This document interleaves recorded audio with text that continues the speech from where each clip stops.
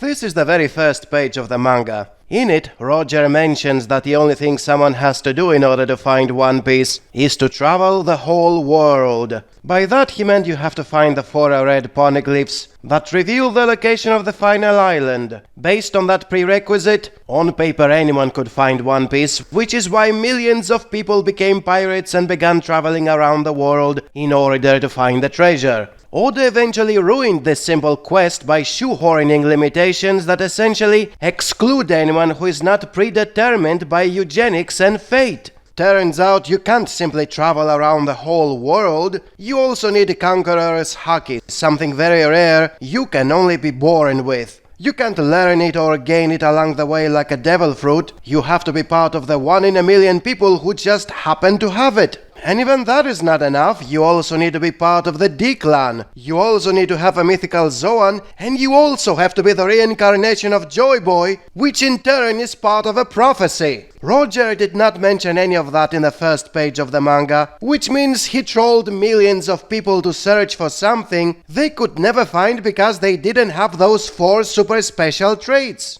The great era of piracy would never exist if these factors were clear from the very beginning, since nobody would want to search for the One Piece if he knew he didn't have those 4 super special traits. Oda kept lying about it for over 1,000 chapters and ruined the very premise of the show, which was millions of people having the exact same chances of finding One Piece without eugenics or fate cutting them off before they even get to try.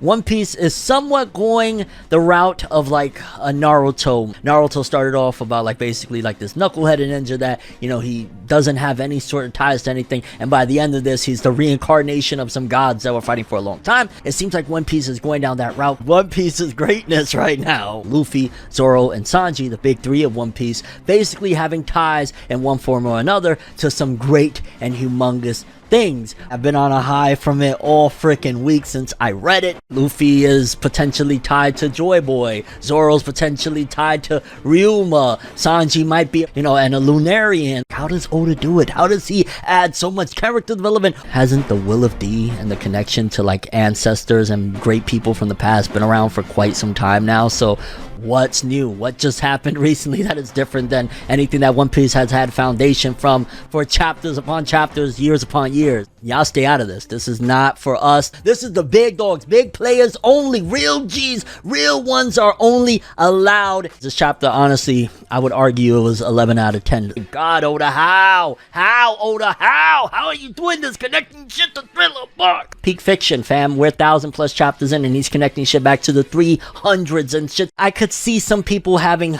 to a certain degree, a problem with the whole fate thing, because fate is definitely starting to be a big thing about the story. I think, granted, that's because of the fact of the length, so it's going to feel like, damn, this has to be fate. One Piece, great move!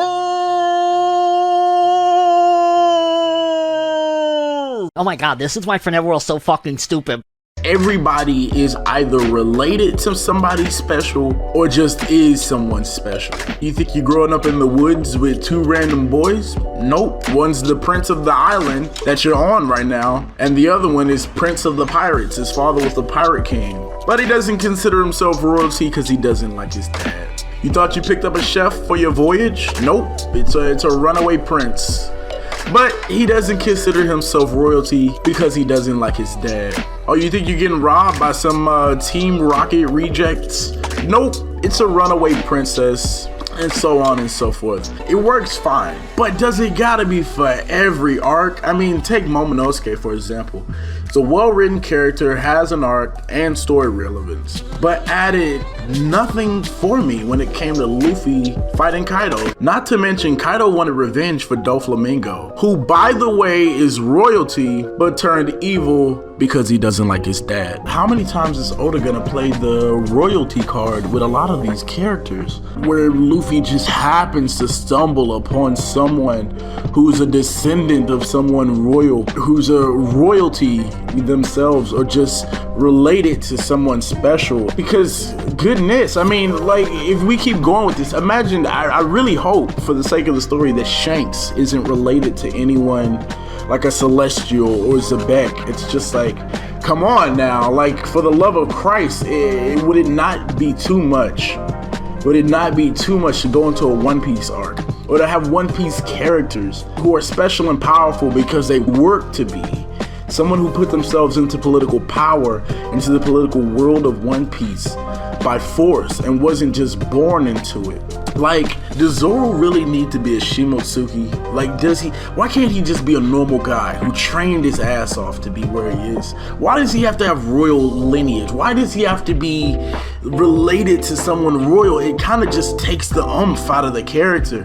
I mean, this is a world where, you're only as big as your dreams. The bigger your dreams, the bigger your ambitions, the stronger your conqueror's haki is, the stronger your will is. But to just make everyone of some sort of special bloodline, it takes away from the characters. It just does for me. Like he just wanted to be someone whose name would reach the heavens. That moved my heart. But to just have him be related, let's just give him a special bloodline. Let's make him a Shimotsuki. Like, why not? Like, why not? It's not necessary at all. We liked Zoro before he was a Shimotsuki. It sucks, man. Everyone has to be related to someone special. And it's just a secret, Any other manga artist, we would have their ass. But we let Oda slide because we've been trained to take One Piece that way. So we got the new SBS from volume 109 of One Piece. Oda uses this as a chance to answer some questions about the series or whatever that maybe he just didn't have the chance to answer in the actual manga or anime itself. This is all wrong. It's finally being revealed who Luffy's mother is.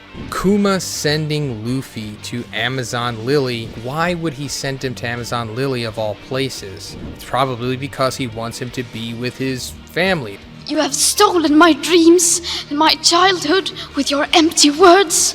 Dragon, who were boys, Revolutionary Army, went to Amazon Lily at some point, and the Empress there at the time, who is Toritoma, fell in love with him, and then they got together and made Luffy. And then she eventually died of love sickness, I guess because Dragon left her. How dare you! Hancock, falling in love with Luffy, is probably supposed to parallel to that, I shouldn't be up here.